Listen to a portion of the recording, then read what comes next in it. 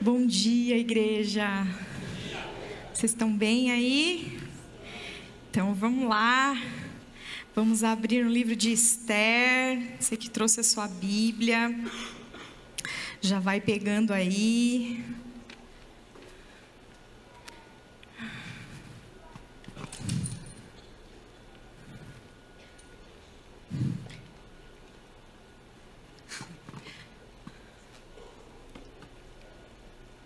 Quem trouxe a Bíblia analógica? Faz um sinalzinho aí. Glória a Deus. Isso aí. Então, meus amados, na semana passada, nós fomos muito ministrados, né? Eu fui muito ministrada. A respeito da providência de Deus, né? O quanto o Senhor, na sua soberania, Ele vai providenciando as coisas para colaborarem para os seus propósitos eternos, bons propósitos. E hoje, o tema de hoje é a soberania divina e a responsabilidade humana. Então, semana passada vimos sobre a providência e hoje sobre a soberania divina e a responsabilidade humana.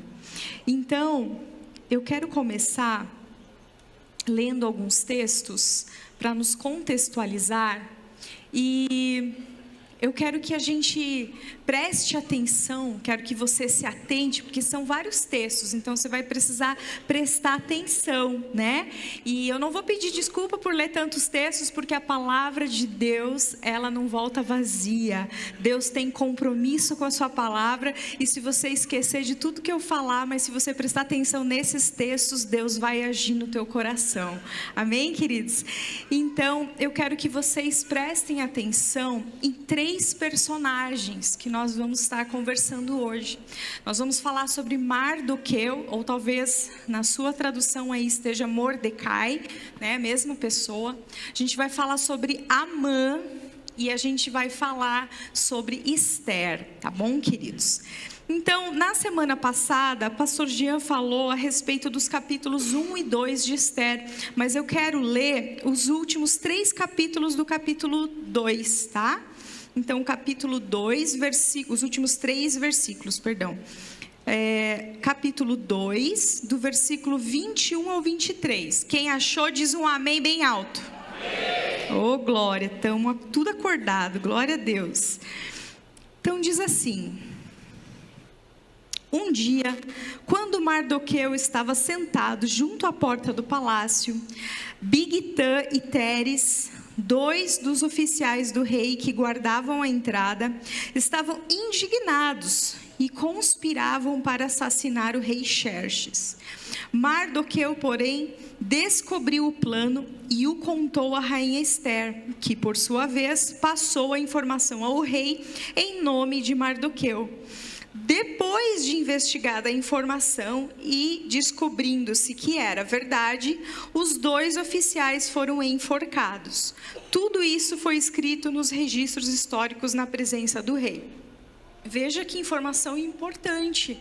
Mardoqueu, ele então fica sabendo de uma conspiração para matar a autoridade suprema do Império Persa, né? Do rei Xerxes. E aí, ele então, através dessa informação, consegue se desmantelar essa conspiração e o rei, ele então escapa disso, dessa cilada, dessa armadilha. E aí, quando a gente lê isso, a gente fica pensando, agora vamos ver o que o rei vai fazer com Mardoqueu, né? Provavelmente ele vai honrá-lo, ele vai demonstrar sua gratidão, talvez ele dê um cargo para ele, vamos ver. O que ele vai fazer com Mardoqueu? E aí agora a gente entra no capítulo 3. Então vamos lá no capítulo 3, 1 e 2, diz assim: depois desses acontecimentos, o rei Xerxes honrou Mardoqueu? Amã. Aí você pensa, será que tem um erro na minha Bíblia? Né? Será que erraram? Não.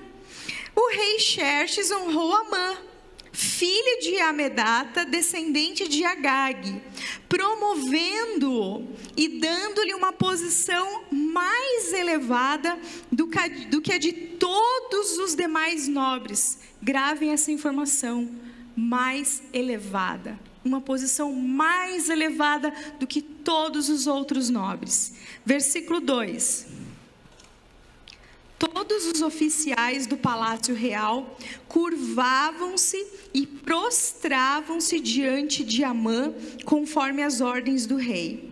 Mardoqueu, porém, não se curvava, nem se prostrava diante dele.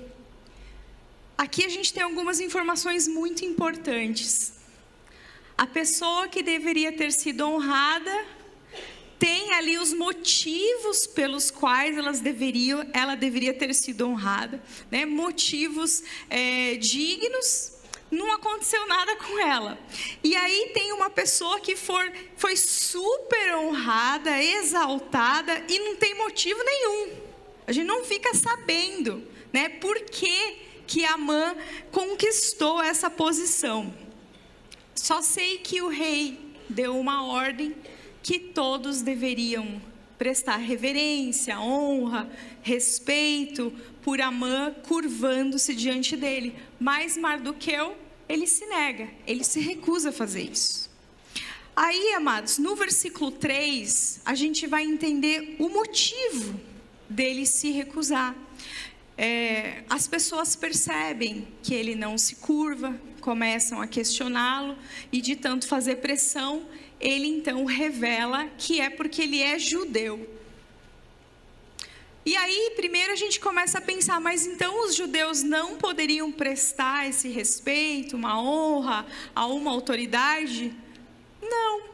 A gente vai ver na palavra outros exemplos, outras passagens, em que os judeus se curvam diante de autoridades, né? Você vai ver as pessoas fazendo isso diante de José, no Egito, e vários outros contextos. Então, por que será que Mardoqueu não se prostra? Nós vamos descobrindo um pouquinho aí ao longo da narrativa. E no versículo 4, Amã fica sabendo que Mardoqueu não quer saber de se dobrar, de se curvar diante dele.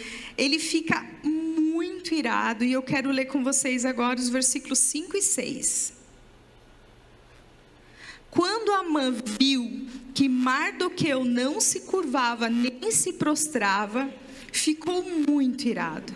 Contudo, sabendo que era o povo de Mardoqueu, achou que não bastava matá-lo.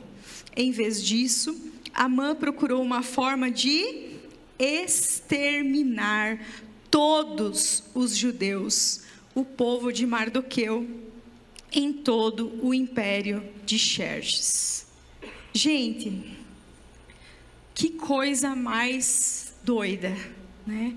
Quer dizer, ele ficou com raiva, o seu ego foi afetado, né? Como que esse homem ousa não obedecer à ordem do rei, me prestar essas honras que ele é obrigado a prestar? E Amã, ele poderia ter denunciado Mardoqueu.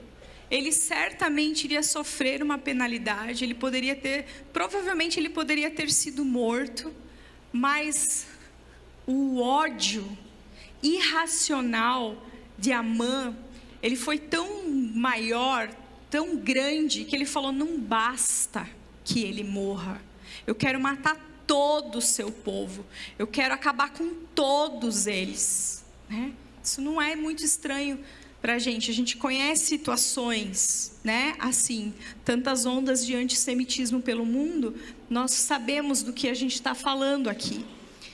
Então, Amã, um homem supersticioso, um homem que não temia a Deus, no versículo 7, a gente vai ver que ele lança sortes, e daí que vem a festa de Purim, daí que vem o nome Purim, né? Porque Purim significa sortes.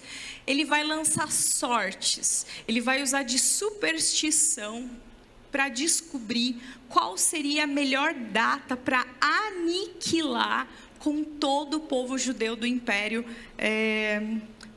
de Xerxes. Então, queridos, agora a gente vai ler os versículos 8 e 9. Eu quero que você preste atenção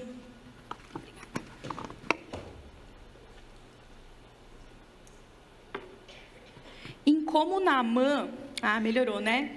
Em como Naamã vai vender esse plano de extermínio para o rei. Porque, vamos combinar, que a gente já viu ali nos primeiros capítulos que esse rei, ele era um pouco desprovido de algumas virtudes, né?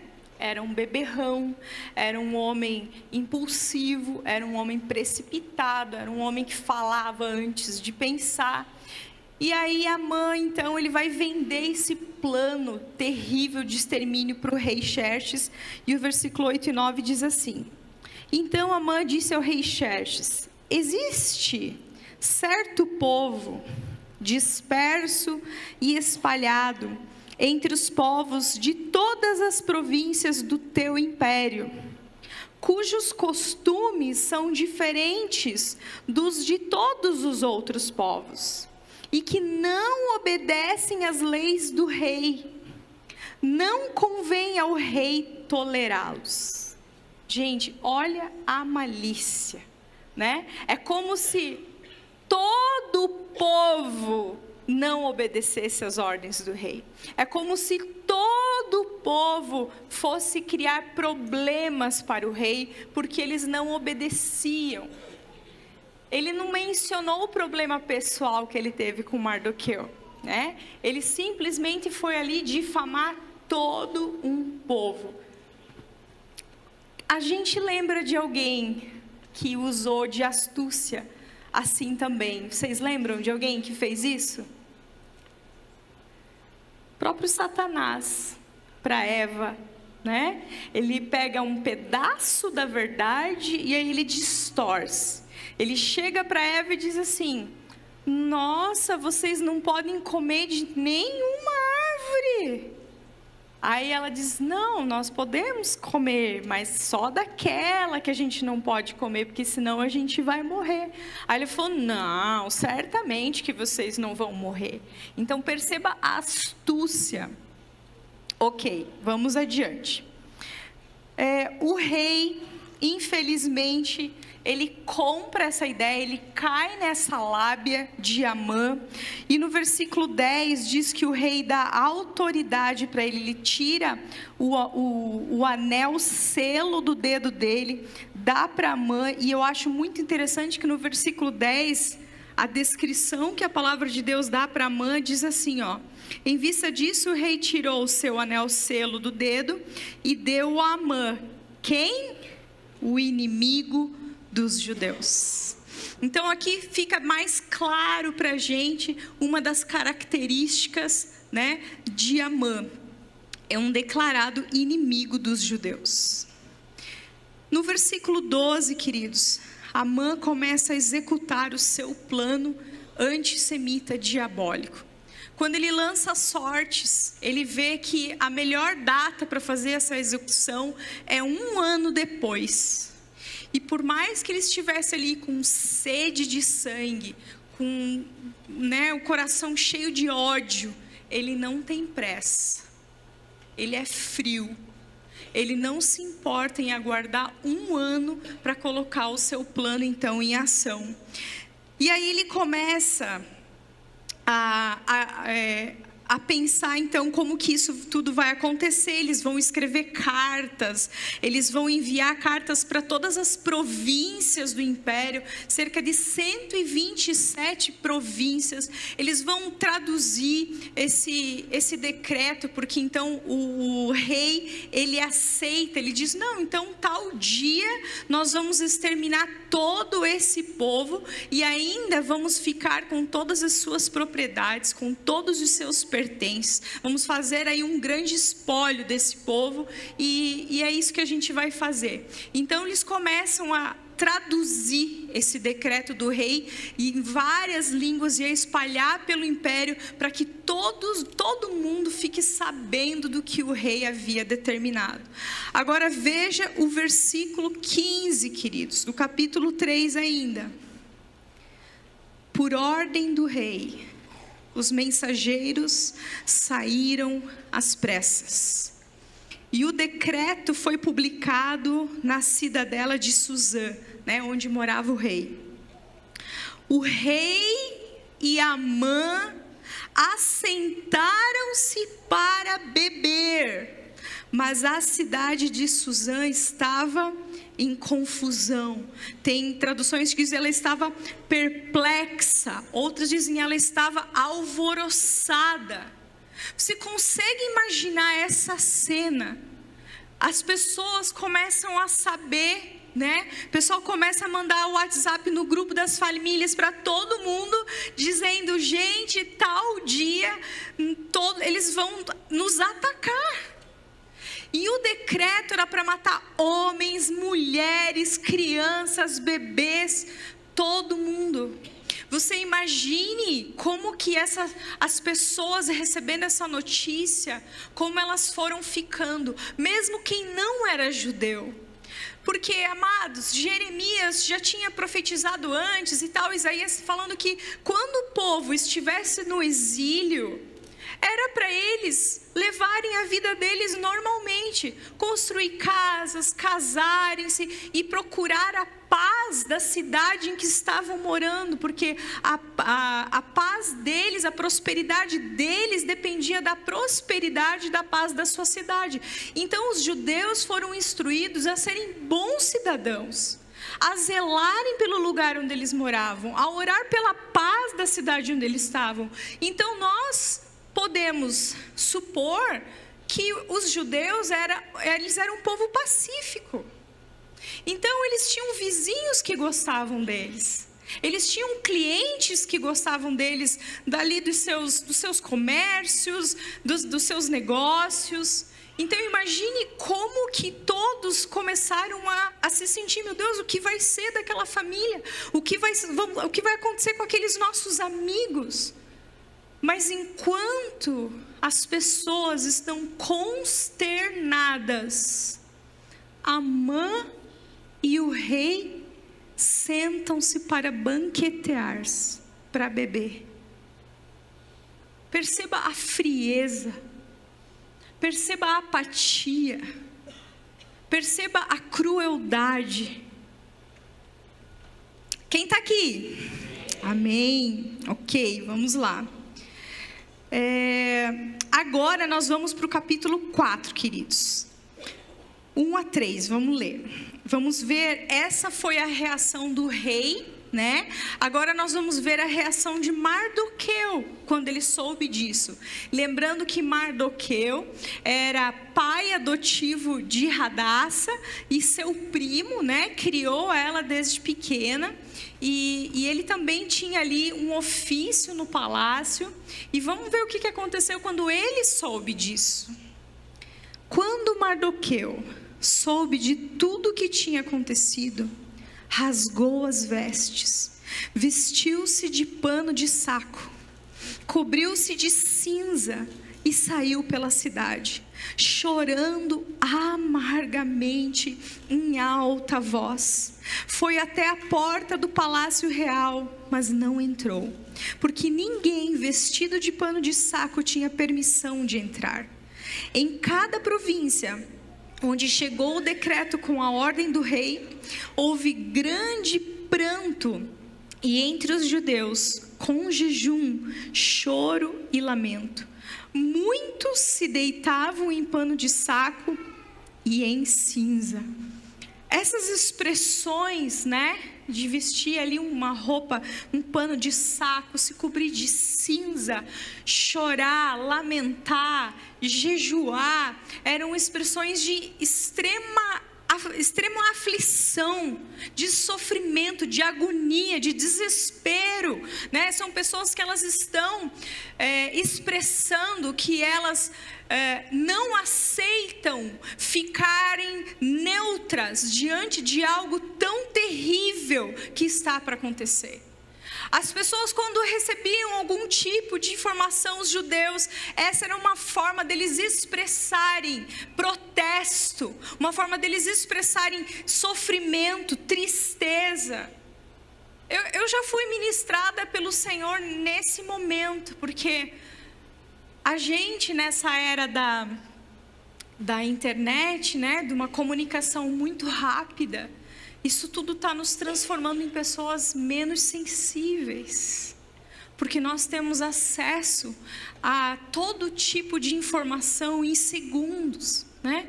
A gente está ali numa rede social, ou olhando algumas notícias, de repente a gente vê uma notícia tão terrível, às vezes de uma catástrofe, às vezes de um abuso de autoridade, às vezes de alguma coisa que assim nos choca, nos revolta, mas de repente a gente rola e daí já vem uma outra imagem que a gente já está rindo, e parece que a gente já não processa mais como nós deveríamos processar coisas que são realmente importantes e relevantes.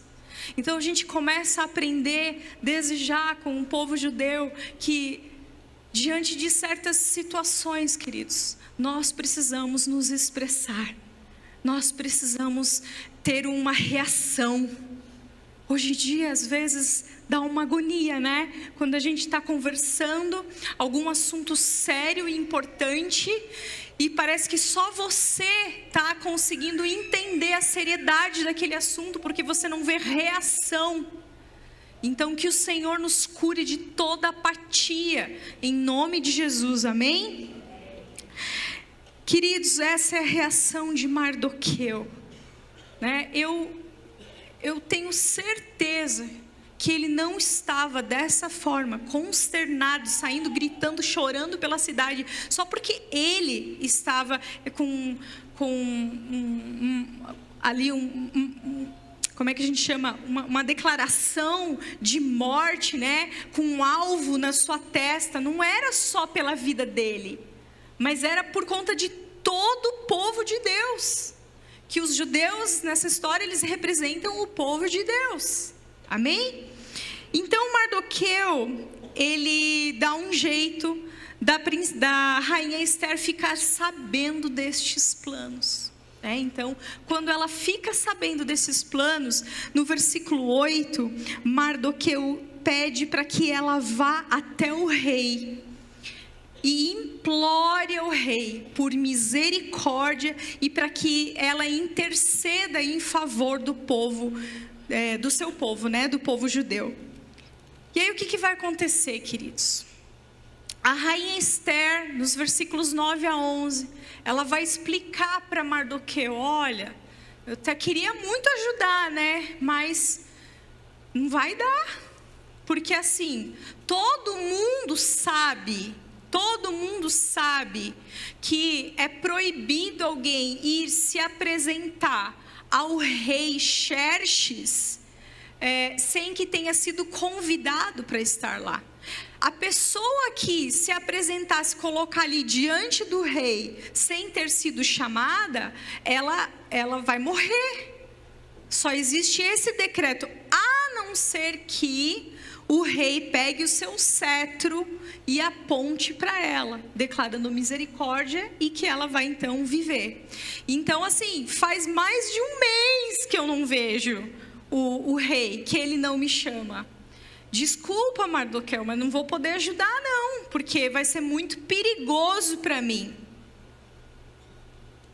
E aí então eu quero ler com vocês a resposta de Mardoqueu, capítulo 4, dos versículos 12 a 14.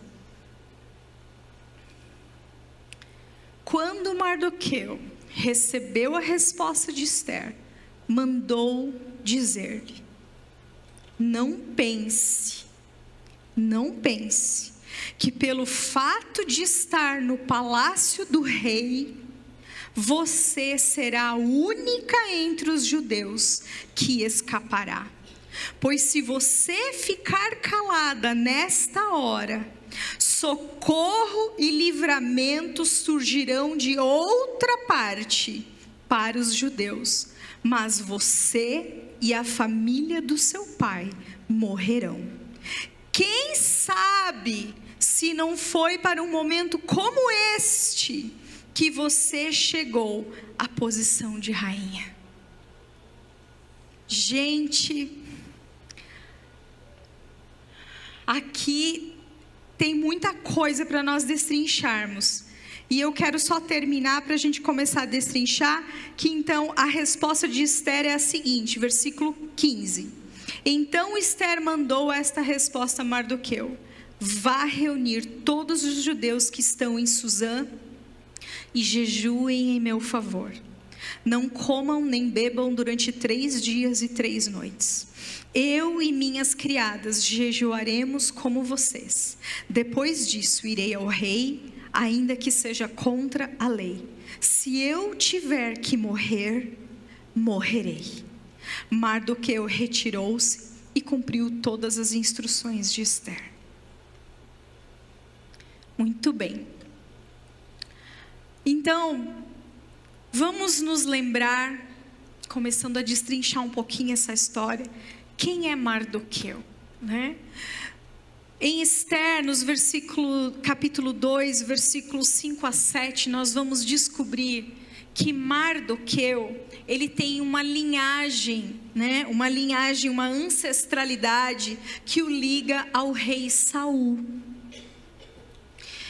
E que o rei Saul tinha vivido aí uns 500 anos antes, e que eles eram da mesma tribo, a tribo de Benjamim. E aí, queridos, nós vamos descobrir por que havia então essa, não sei se é uma rixa, mas essa indisposição de Mardoqueu de se dobrar, de prestar reverência, de prestar respeito e honra a Amã. Então guarde essa informação. Mardoqueu era da linhagem do rei Saul, da mesma tribo de Benjamim. E agora nós vamos ver quem é Amã. A palavra identifica Amã, diz Amã o Agagita, né? Descendente de Hamedata, o Agagita, filho de Hamedata, descendente de Agag, né? Capítulo 3, versículo 1 diz. Estudando um pouquinho, a gente vai descobrir que essa questão dele ser Agagita tem 2 hipóteses. Uma é que existiu um lugar no Império Persa que se chamava Agag. E aí ele poderia ser deste lugar, então ele seria chamado de Agagita. Mas a segunda hipótese, e eu acredito muito mais nessa, e todos os teólogos que eu li a respeito, diz o seguinte: Agag, ele foi rei dos Amalequitas. E quem foram os Amalequitas? Os Amalequitas, eles foram descendentes de Esaú, inimigos, né, de Jacó, ou seja, inimigos de Israel. E a gente encontra na palavra um lastro, uma história de conflitos entre eles. E eu quero acompanhar com vocês o início disso tudo. Quero ler com vocês Êxodo capítulo 17. Abram lá, Êxodo 17. Segundo livro da Bíblia, Gênesis, Êxodo, capítulo 17, versículo 8. Diz o seguinte, deixa eu contextualizar.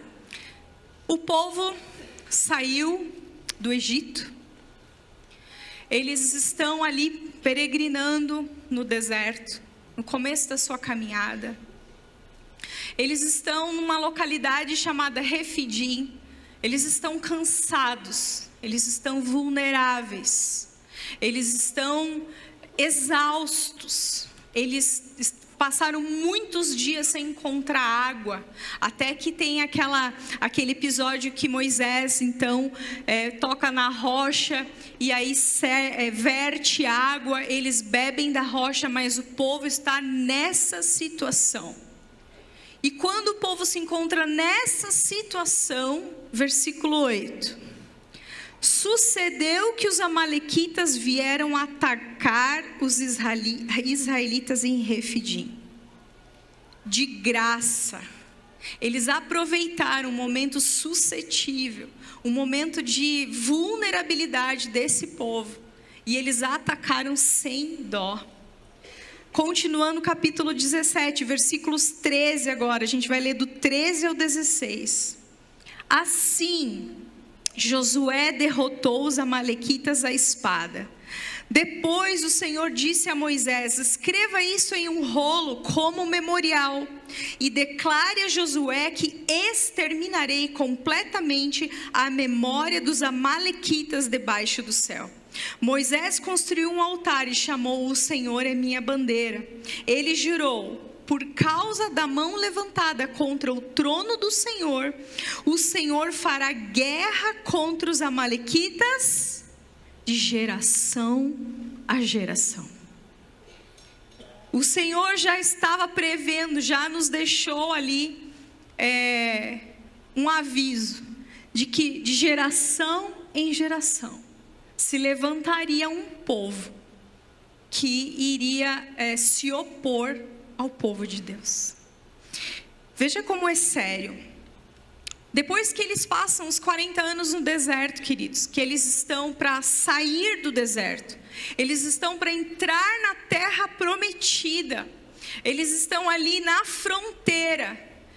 A gente entra no livro de Deuteronômio, onde Moisés faz alguns discursos, lembrando o povo das leis, dos estatutos. Moisés está preocupado, porque eles vão entrar na terra prometida, e Moisés quer que eles não esqueçam, né? Então Moisés, no meio do seu discurso, em Deuteronômio 25, 17 a 18, diz o seguinte para eles: 40 anos depois daquele ataque, lembrem-se do que os amalequitas lhes fizeram no caminho quando vocês saíram do Egito.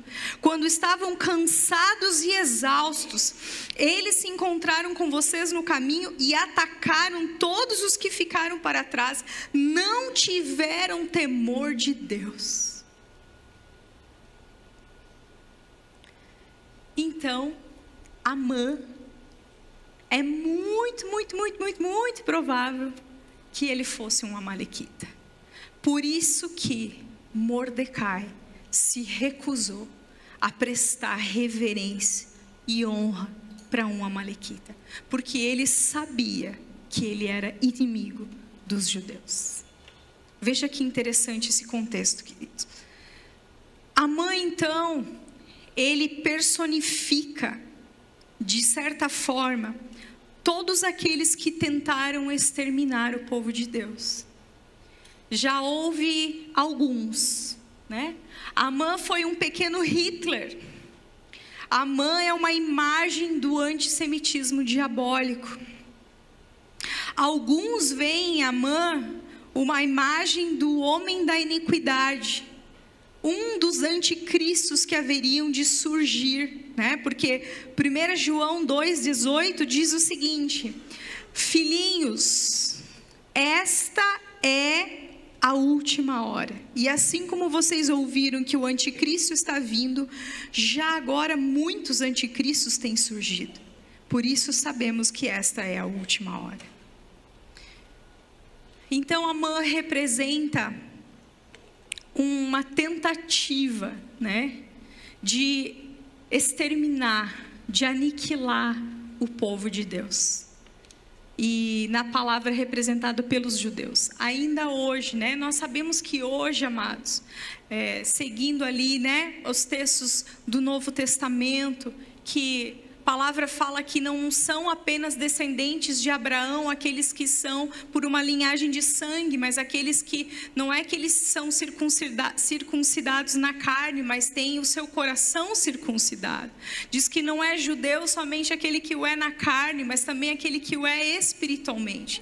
Então, quando nós fazemos parte da família de Deus, quando nós somos ali adotados pelo Senhor, enxertados na oliveira verdadeira, através da nossa crença na obra salvífica de Jesus, nós nos tornamos o Israel espiritual de Deus. Então, hoje, essas ameaças, né, que a gente vê acontecendo ao redor do mundo, nós não podemos nos tornar indiferentes, porque isso não é problema dos judeus, esse é um problema do povo de Deus.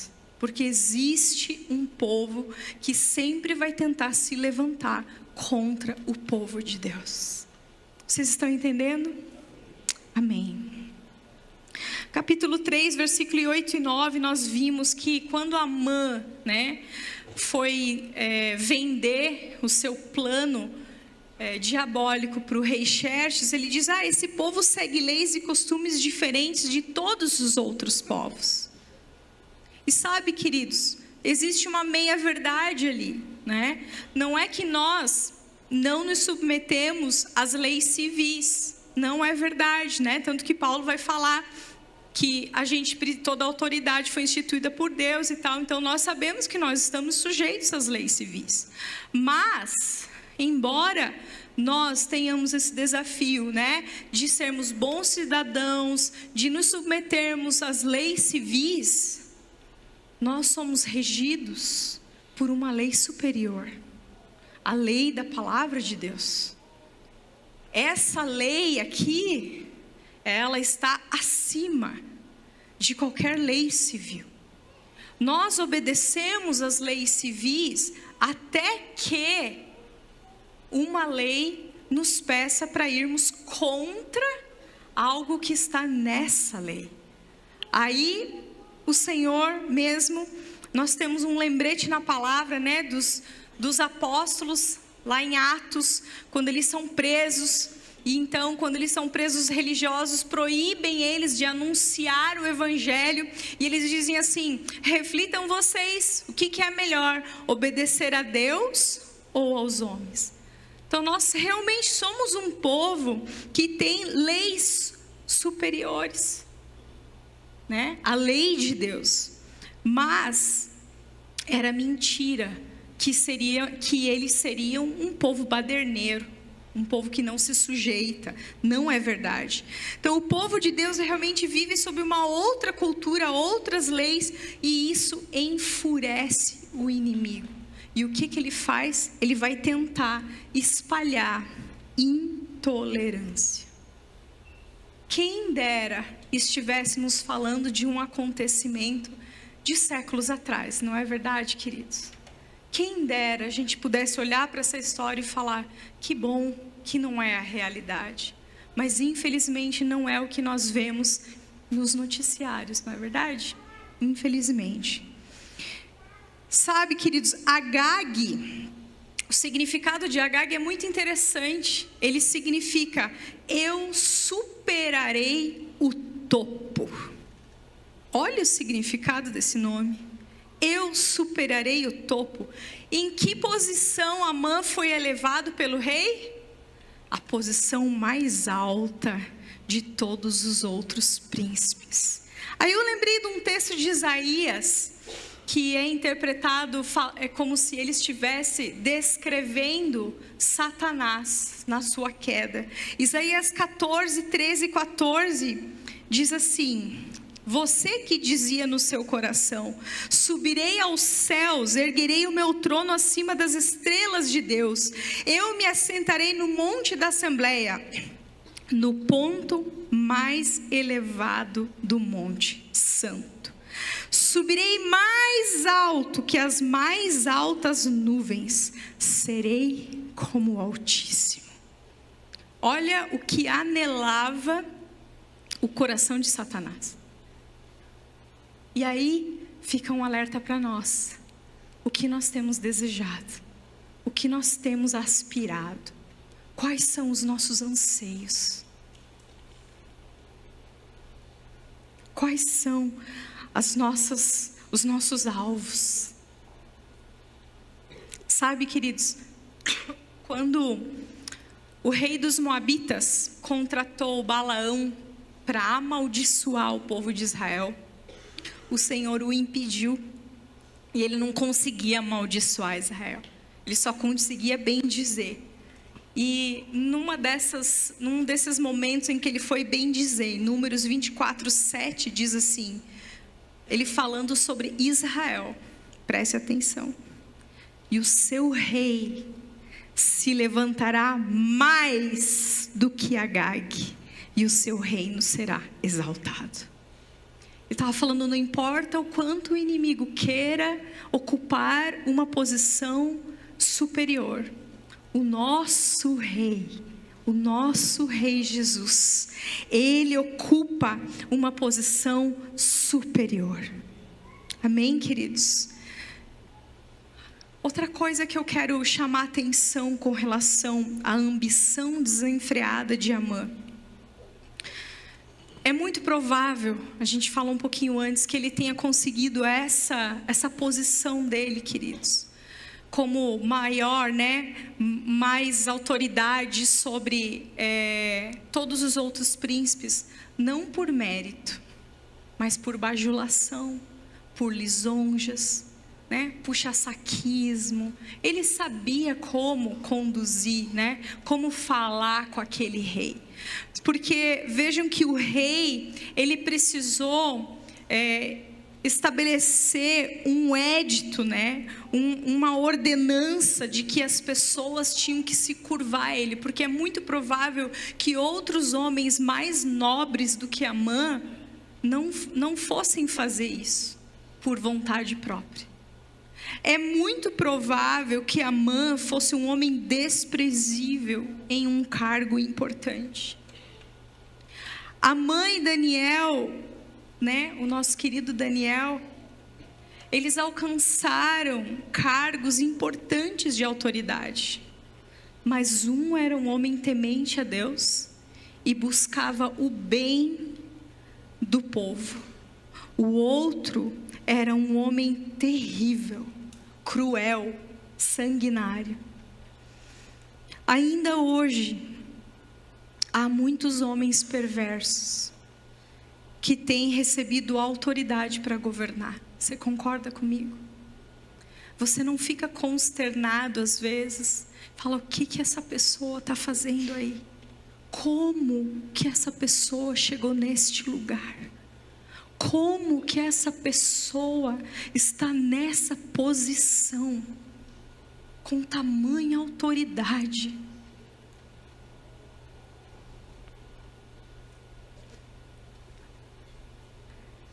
Sabe, queridos, nós vemos a soberania de Deus. Deus permite esse tipo de coisa. Deus permite que homens terríveis ocupem lugares de posição, lugares de autoridade, mas não quer dizer nunca que Deus perdeu o controle ou que o seu povo está nas mãos destes sanguinários. Nós nunca podemos olhar para estes cenários e nos desesperarmos pensando o que será de nós. Porque a nossa sorte, as nossas vidas, as nossas famílias, elas não estão nas mãos desses homens. Amém? As nossas vidas estão guardadas nas mãos do Senhor. E Ele é soberano. Queridos, a vaidade de Amã o levava a ter uma falsa impressão de grandeza, sabe? Eu fico imaginando como ele deveria andar pela capital, pelo palácio, Todas as pessoas tinham que se dobrar. Não era porque ele era um homem grande, era por causa do seu cargo. E eu achei uma frase muito interessante de um escritor, Esopo, que ele escreveu assim: os tolos tomam para si o respeito conferido ao seu cargo. Amã era reconhecido pelo seu cargo, mas não pela pessoa que ele era. Então, sabe qual alerta que fica para nós? Não queiramos nos tornar pessoas que recebem honras e lisonjas pelo cargo que ocupamos, pelas roupas que vestimos, pelo carro que temos, mas pela pessoa que nós temos nos tornado em Deus. Em Deus. Queridos, nós precisamos cuidar do nosso coração. Nós não podemos nos contentar, né? Isso não pode ser um alvo do nosso coração. Querer ter coisas, querer ocupar lugares, para que nós, a partir destes lugares, destes cargos, a gente tenha o respeito das pessoas, a consideração das pessoas. Porque esse respeito, essa consideração será para o cargo, não para a pessoa. Agora, nós precisamos sim buscar nos tornarmos pessoas que são ouvidas e consideradas por quem nós estamos nos tornando no Senhor.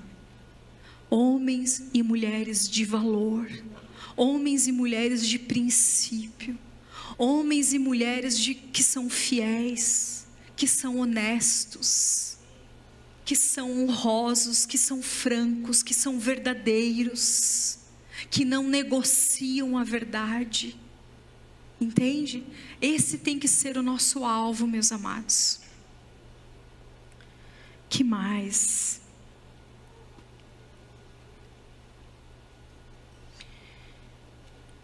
Falando um pouquinho, para nos dirigirmos aqui para o final, queridos, sobre essa frieza, né? Essa apatia de Amã e do rei, quando a notícia é espalhada, em contraste com a tristeza de Mordecai. Qual tem sido a nossa postura diante de tantas situações que deveriam nos consternar, que deveriam nos mover da nossa apatia muitas vezes? Qual tem sido a nossa postura diante das multidões que estão caminhando para a matança? É muito fácil, queridos, nós respondermos como Esther e dizermos assim: eu não posso me envolver porque é muito perigoso para mim. Eu posso me queimar. Eu posso me queimar com o meu chefe, eu posso me queimar com a diretora, eu posso me queimar com aquela pessoa, eu posso ser prejudicado. E a resposta que o Senhor tem para nós hoje é: será? Será que não é para um momento como esse que você está onde você está?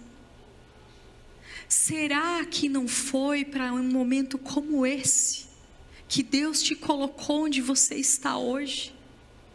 Queridos, às vezes a gente acha que a nossa vida, ela não tem nada a ver com a grande narrativa de Deus. Você tem procurado se envolver com a grande narrativa de Deus? Porque, vamos combinar, será que Esther virou rainha só para Deus massagear o coração dela e curar ela da orfandade? Eu vou fazer um tratamento de cura interior na Esther. Ela tinha muita baixa autoestima, então eu vou fazer dela uma rainha. Gente, isso aí é providência de Deus. Deus já colocou ela antes de tudo acontecer, porque Deus já sabia o que ia acontecer, porque Deus já queria utilizar a vida dela para livrar o seu povo.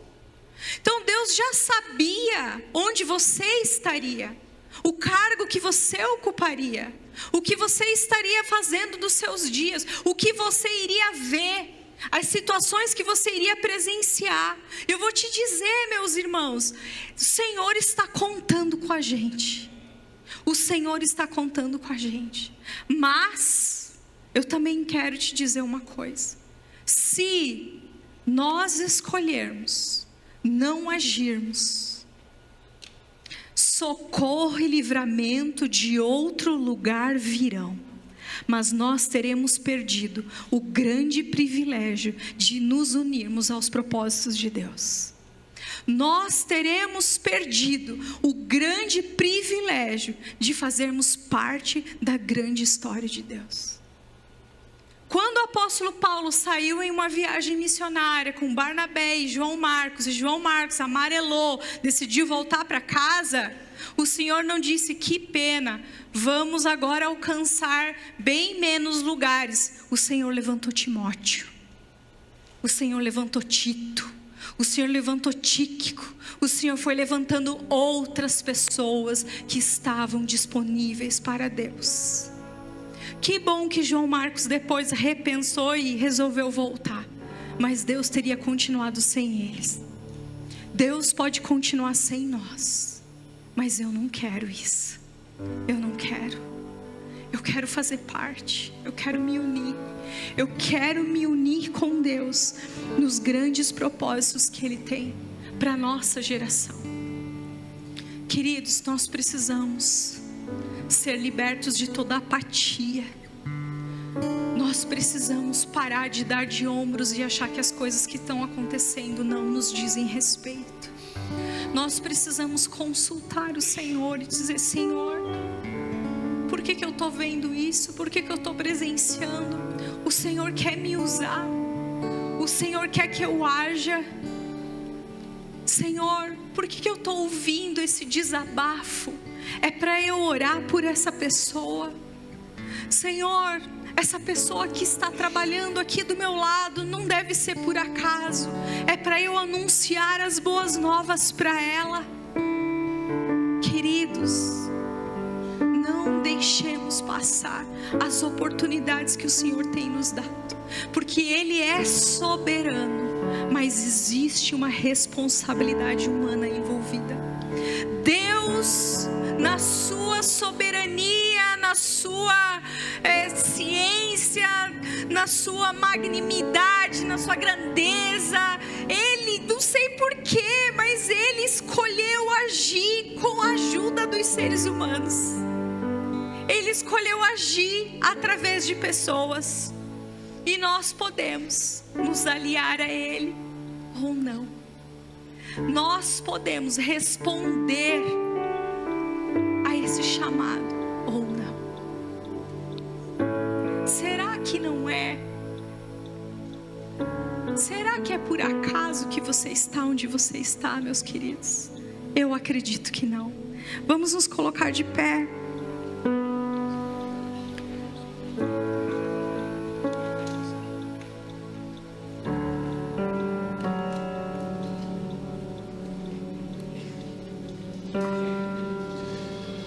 Sexta-feira nós estávamos aqui, eu e a Ju.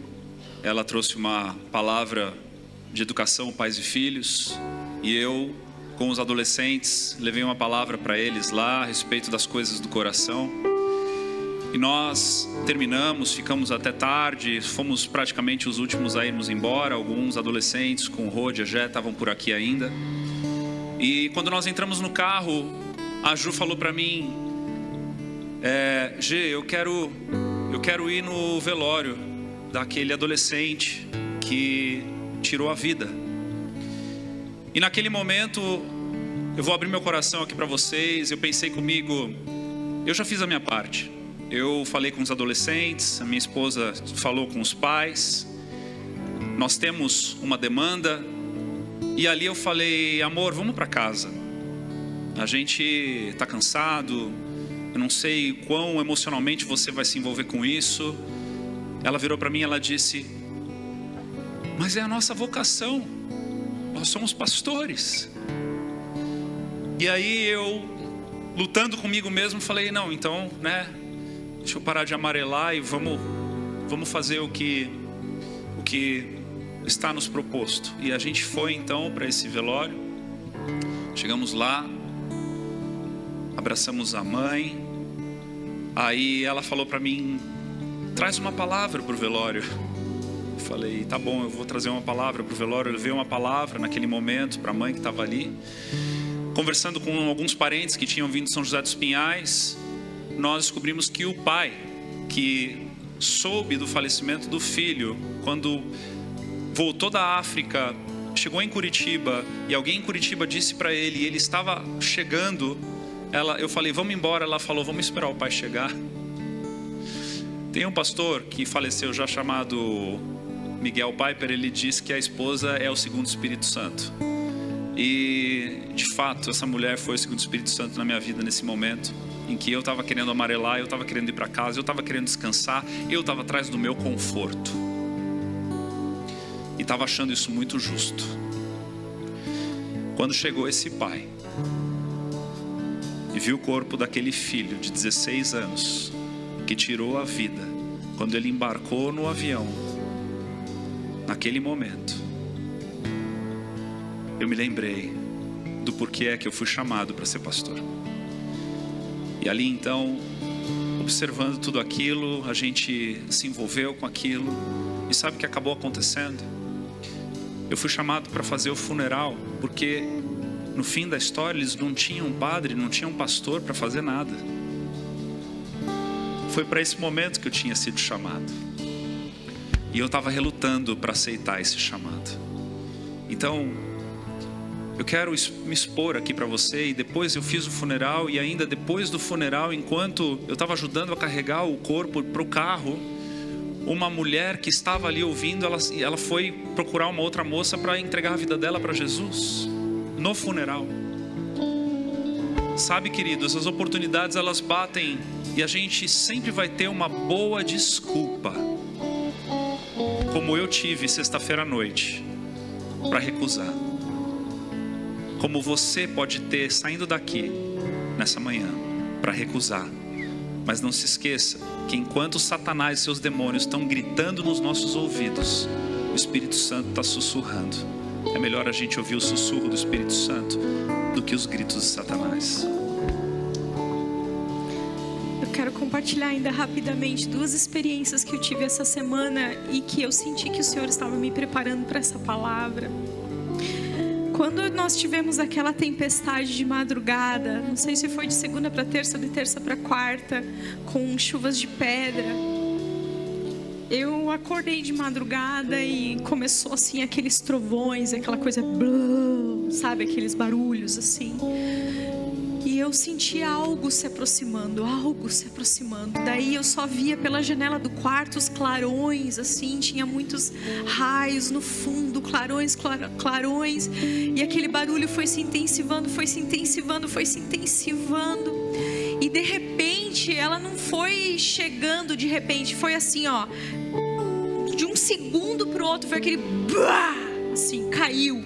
De repente aquelas pedras assim, o barulho na nossa casa era tão alto, me deu uma aflição. E eu comecei a chorar, porque diante de uma força da natureza, daquele jeito, o Senhor começou a me lembrar de quão terrível será aquele dia quando o Senhor se mostrar em toda a sua força. O Senhor foi ministrando meu coração de madrugada, falando: quem poderá subsistir diante de mim? Diante dessa expressão tão grande de poder, quem será capaz de vir com desculpas mal lavadas? Quem? Diante do Senhor de toda a terra, quem poderá dizer: eu não podia, eu não tinha tempo, eu não podia fazer nada? Quem poderá dar alguma desculpa olhando para aquele que tem os olhos como chamas de fogo, que enxerga todas as nossas nossas motivações e todos os nossos pensamentos. Quem poderá? A outra experiência que eu tive quinta-feira, quando eu me assentei para preparar essa palavra, eu comecei a passar mal. E eu vomitei muito, eu não sei ainda, vomitei. E depois o Senhor, preparando, Ele falou: eu não tenho problema com os frios e nem com os quentes. Os quentes estão bem, os frios já se decidiram, mas os mornos eu vomitarei da minha boca. Os mornos, os indecisos, os instáveis. Queridos, quando Jesus está carregando a sua cruz, umas mulheres o seguem e elas estão chorando. Jesus olha para elas e diz: não choreis por mim, mas por vós e pelos seus filhos, porque dias estão chegando. Jesus estava dizendo: não é solidariedade que Ele quer, mas conversão genuína. Conversão genuína é ser gente de verdade, crente de verdade, sabe, ter atitude de verdade. Você escuta alguém no trabalho falando: você tem a solução contigo, o Espírito Santo habita dentro de você. Você se oferece para orar, você dá um conselho, você dá uma palavra. Queridos, nós carregamos o Espírito Santo dentro de nós. Não há desculpa para nós, não há desculpa. Apocalipse diz que os covardes ficarão de fora. Diante de perseguições, diante de dificuldades, diante de açoites, o apóstolo Paulo dizia: orem por nós, para que nós tenhamos coragem e ousadia para continuarmos anunciando a palavra. Ele não diz: gente, foi muito difícil, ore, porque eu não sei se eu vou continuar. Ele diz: orem para que a gente tenha coragem. E o nosso clamor nessa manhã precisa ser: Senhor, me cura de toda a apatia, dessa frieza que Mordecai expressou diante de coisas terríveis que estavam para acontecer. Queridos, tem coisas terríveis acontecendo. Tem coisas terríveis. Eu não aguento mais saber de divórcio, de casais que casaram e que eram da igreja, mas não eram convertidos. Um deles não era convertido, um deles não queria saber, mas estava aqui. Que o Senhor nos livre de brincarmos de igreja, que o Senhor nos livre de brincarmos de ser cristãos, que o Senhor nos livre de amarmos a nós mesmos mais do que ao Senhor. Vamos orar. Senhor querido, tem misericórdia das nossas vidas. Oh Jesus, tem misericórdia das nossas vidas. Espírito Santo, nós precisamos de Ti até para nos arrepender. Nós precisamos de Ti para nos convencer da nossa mornidão, para convencer dos nossos pecados, da nossa falta de temor diante do Senhor de toda a terra. Nós precisamos do Senhor para nos mover do nosso lugar, Senhor, de indiferença. Quantas pessoas do nosso lado em real desespero e não abrimos a nossa boca. Tem misericórdia de nós, Senhor. Aviva-nos, Senhor, aviva-nos, desperta-nos, acorda-nos, chacoalha-nos, chacoalha-nos, Senhor. Ah, uma igreja viva, eu creio, Senhor. Sempre há um remanescente que vai te servir com todo o seu ser, com todo o coração, com todo o entendimento. Livra-nos de nos distrairmos com aqueles que não querem nada com o Senhor.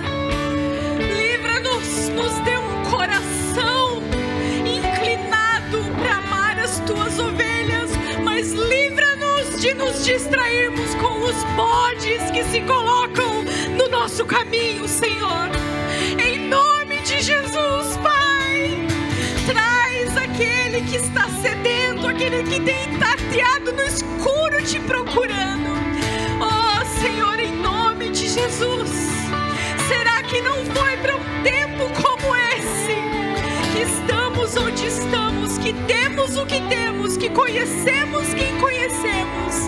Senhor, nós queremos nos envolver na Tua história, nós queremos nos envolver na Tua história.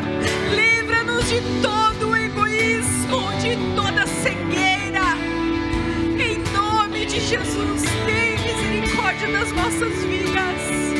Queremos, Senhor, ser cheios do Teu Espírito Santo, andarmos cheios do Espírito Santo.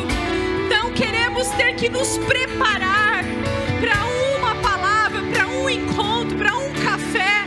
Nós queremos viver preparados, para que a partir do momento que nós sairmos de casa, o Senhor pode contar com a gente, para que o Senhor possa contar com a gente, para que o Senhor possa colocar as Tuas necessidades, as Tuas emergências no nosso caminho.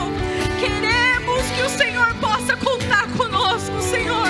Queima no nosso coração, Senhor. Queima o Teu Espírito em nós. Queremos, Senhor, ser, Pai, conduzidos por Ti. Livra-nos de toda mornidão, em nome de Jesus. Amém e amém. Deus abençoe, amados.